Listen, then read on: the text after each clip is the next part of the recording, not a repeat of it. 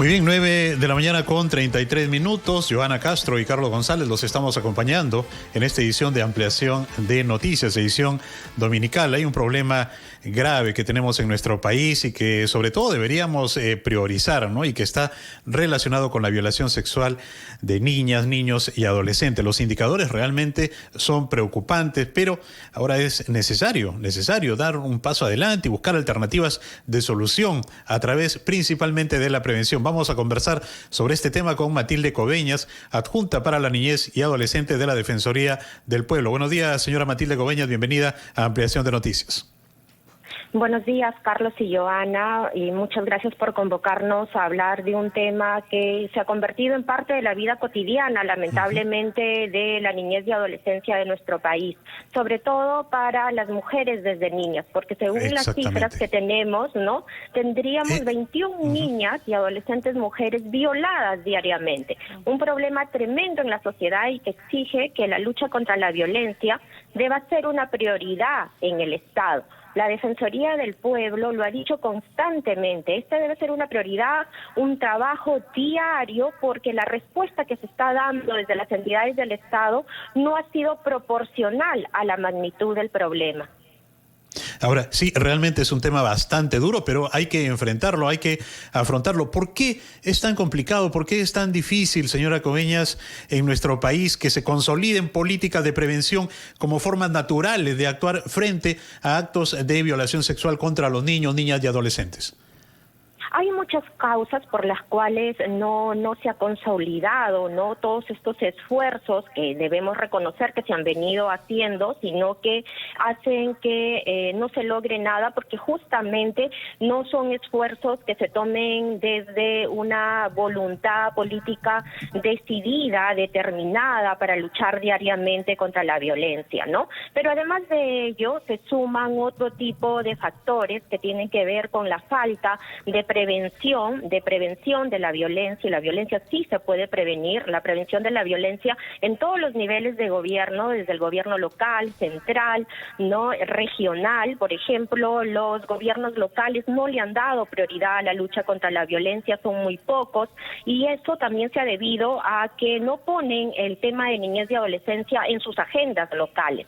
Por ello, desde la Defensoría del Pueblo, hace unos días, en coordinación con otras entidades, ¿no?, con otros organismos de la sociedad civil, el colectivo de infancia, UNICEF, la Comisión de Infancia del Congreso, han presentado una agenda que entre uno de los puntos tiene que ver, ¿no?, con la lucha contra la violencia que deberían asumir ahora las nuevas autoridades regionales y locales.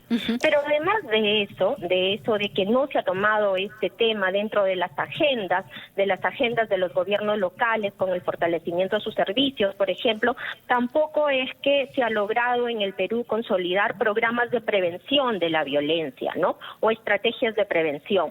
Una de ellas es la educación sexual integral en la escuela. Se tiene mucho miedo a hablar de educación sexual integral cuando la educación justamente nos proporciona habilidades, actitudes para la vida, nos enseña a respetarnos a nosotros mismos y también respetar a los otros. Y es importante enseñar en el espacio educativo a los niños, niñas y adolescentes formas de cuidado, formas de detección de cuándo nos están violentando. Hay que enseñarle a los niños cuáles son estos mecanismos de denuncia también, claro, de la violencia que pueden estar sufriendo. Pero señora Coveña, hay que ser ciertos también y decirlo, desde el Ejecutivo, desde el Congreso de la República, desde el Parlamento, tenemos un lado muy conservador y no pensando en lo educativo, sino en lo conservador, que valgan verdades, y viendo cifras no nos ha dado un resultado positivo a nivel país. Hay muchísimas denuncias en Huánuco, Junín, Pasco, Ucayali, la selva en general. Si miramos a Purímac, el número de denuncias de niñas, de adolescentes es muy alto, y es muy alto a partir del año 2016 en adelante. Es decir, algo está pasando, porque las cifras, no van en descenso, pero se ve un quiebre, y se ve un quiebre en ascenso. Exactamente. Las medidas legislativas que se han venido adoptando en los últimos meses son medidas que perjudican los derechos de la niñez y adolescencia, especialmente de la niñez y adolescencia que es víctima de violencia. La reciente norma aprobada, la Ley de Materiales Educativos, pone en riesgo justamente la educación que se debe impartir a los niños para prevenir la violencia hacia ellos, ¿no? Hay diversos proyectos, propuestas legislativas que son consideradas antiderechos, no reconocen justamente a los niños, niñas y adolescentes como sujetos de derechos y no se los está poniendo en el centro de nuestra actuación. Al contrario, se están adoptando medidas que perjudican su interés superior, que perjudican su desarrollo y su bienestar. Entonces, en regiones como las que tú mencionas, Joana, exacto, hay que trabajar justamente en la educación, ¿no?, para prevenir la violencia, en la educación sexual integral. Pero se dice que la educación se debe dar en la casa. ¿Cómo se va a dar en la casa, en el hogar, si más del 70% de agresores sexuales están en el hogar? Las niñas, niños y adolescentes que son violentados sexualmente tienen un vínculo familiar cercano, con sí. el agresor. El agresor es una persona conocida y como dice la campaña de UNICEF, quitémonos la venda. El agresor no es ningún desconocido, no está en la calle, lamentablemente está en nuestro hogar. Es una situación dolorosa, pero es una situación que debemos reconocer y que además nos exige adoptar medidas de prevención y no ocultar este problema pensando que esto va a perjudicar a los niños, que esto va a originar no más embarazos, que esto va a originar libertinaje en los niños. Esto no es así. La educación sexual integral permite el cuidado y el respeto y la igualdad entre todas las personas, ¿no?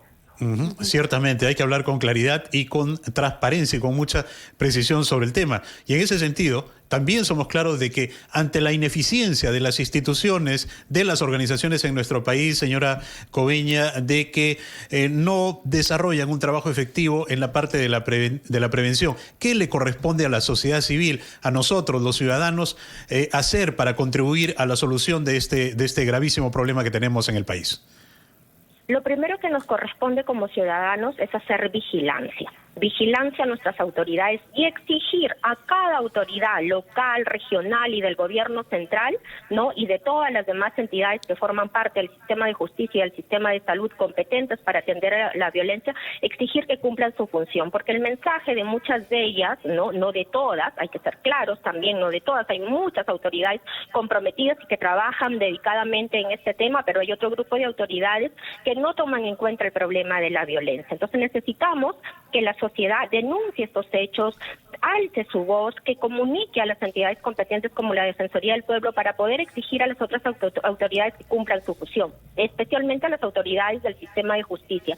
Necesitamos, ¿no?, que la policía cumpla su labor, que escuche cuando un niño va a denunciar un problema de violencia y no le pida regresar, por ejemplo, acompañado de una persona adulta, cuando puede ser el mismo adulto el que lo está violentando.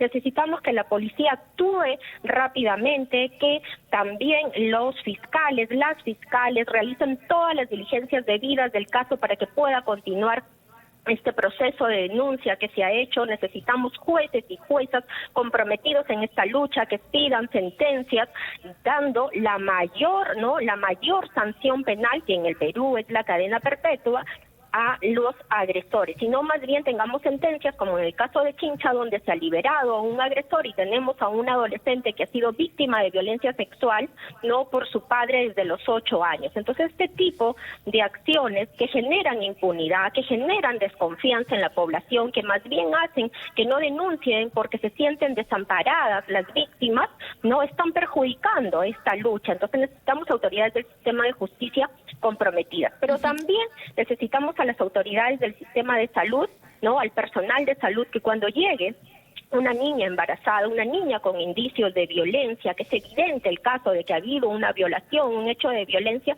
inmediatamente comuniquen también a las autoridades competentes, que inmediatamente se les haga una evaluación integral de su salud y no se permita, por ejemplo, que esta niña continúe con un embarazo. Hay situaciones en las que ni siquiera se les aplica el kit de emergencia, que está permitido por la ley, no se hacen las evaluaciones médicas, y hemos atendido casos en la Defensoría del Pueblo donde donde, por ejemplo, una niña que ha sido víctima de violencia sexual ha sido contagiada por COVID por su agresor, ha sido contagiada por VIH o por cualquier otro tipo de enfermedad. Entonces hay que darle toda a la atención debida también a este problema en el sistema de salud. Una pregunta, señora Cobeña. ¿Se restringe el otorgarles este kit de seguridad de emergencia que acaba de mencionar o cuál es el inconveniente con él? El inconveniente es que a veces no se aplica por diversos motivos. Una, por desconocimiento, porque el personal sanitario no está capacitado en su actuación, porque no hay una coordinación en los centros de emergencia mujer, a pesar de que hay un protocolo de coordinación entre los centros de emergencia mujer y los establecimientos de salud, y en algunos casos no se les quiere aplicar porque se considera, por ejemplo, que solamente debe aplicarse a las niñas cuando también se les debería aplicar a los niños. Y hay otros casos en los cuales no se quiere aplicar esto por un tema ya de fe, de creencias religiosas, porque creen de que no se debe otorgar la píldora del día siguiente a un adolescente que ha sido víctima de violación sexual por toda una serie de prejuicios, ¿no?, que se generan sobre este tema. Volvemos lamentablemente a un lado conservador y no a un lado humano, no a un lado de cuidado, no a un lado de protección a la salud física y mental de los niños, niñas y adolescentes. Muchas gracias, Matilde Cobeña, adjunta para la niñez y adolescentes de la Defensoría del Pueblo, por estar con nosotros. Son ya las 9:46. Carlos, nos vamos nuevamente a escuchar a los anunciantes y volvemos.